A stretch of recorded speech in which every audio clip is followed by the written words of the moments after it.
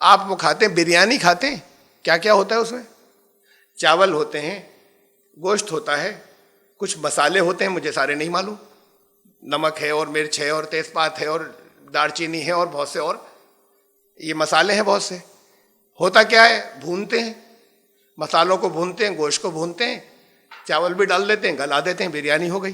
क्या क्या इस्तेमाल हो रहा है उसके अंदर? इस्तेमाल हीट हो रही है, आग, और इतनी चीजें हैं, इंग्रेडिएंट्स, यानी इतने अजदा, इनको खास मुद्दत तक या खास वक्त तक भूनना है। उससे ज्यादा भून दे तो खराब हो जाएगा, उससे कम भूने तो खराब रहेगा।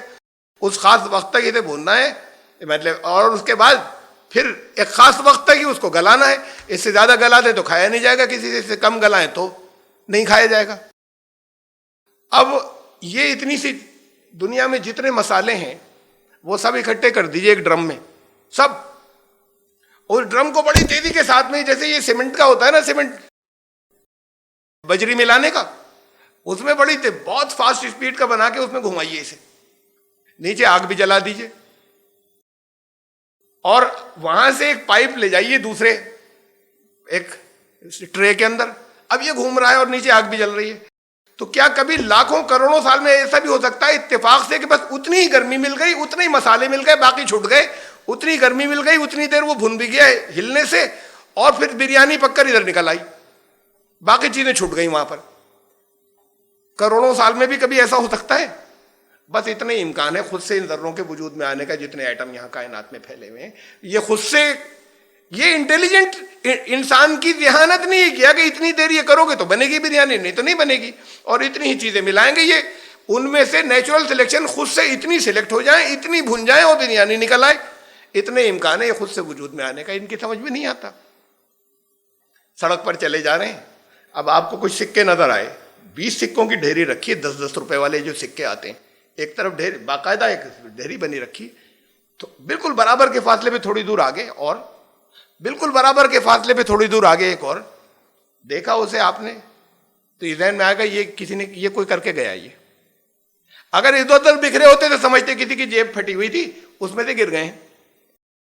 लेकिन यहां इसे कह रहे हैं, अरे भाई ये कूद कूद कर क्यों नहीं ढेरियां? भाई किसी की जेब फटी हुई थी, थैली लेके जा रहा था, सिक्कों की बैंक से लाया था, वो उसमें से फट गई होगी, कूद कूद के उसमें से ये यहां पर रिबाउंड हो के 20 की ढेरी बन गई होगी, 20 सिक्कों की, फिर वो आगे बढ़ गया, फिर यहां बन गई होगी 20 सिक्कों की, फिर यहां बन गई होगी। अगर कोई ये कहे तो कहेंगे पागल है।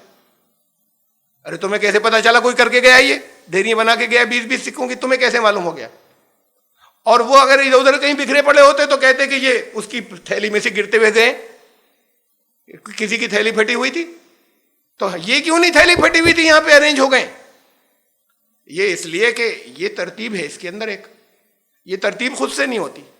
ये जिस मकसद से भी किसने किया हो तरतीब, ऑर्गेनाइजेशन बगैर ऑर्गेनाइजर के नहीं होती, मैनेजमेंट बगैर मैनेजर के नहीं होता, नज्म और इंतजाम बगैर मुंतजिम के नहीं होता, व्यवस्था बगैर व्यवस्थापक के नहीं होती, नहीं होती। नहीं मानता, कोई कहेगा पागल है, अगर कोई कहे कि ये नहीं ऐसे हो सकता है तो कहेंगे नहीं ये पागल है, बकने दो।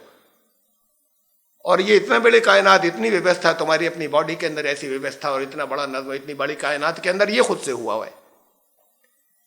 तो हुआ क्या है कि जैसे बच्चा कोई बहस करता है ना, हर चीज को मैं समझ करी, अगर बच्चा पहले से जो आगे से जो इल्म दे दिया गया है उसको लेकर आगे नहीं चले तो ये तो सब वहीं पर रुक जाए, इल्म बढ़े ही नहीं आगे।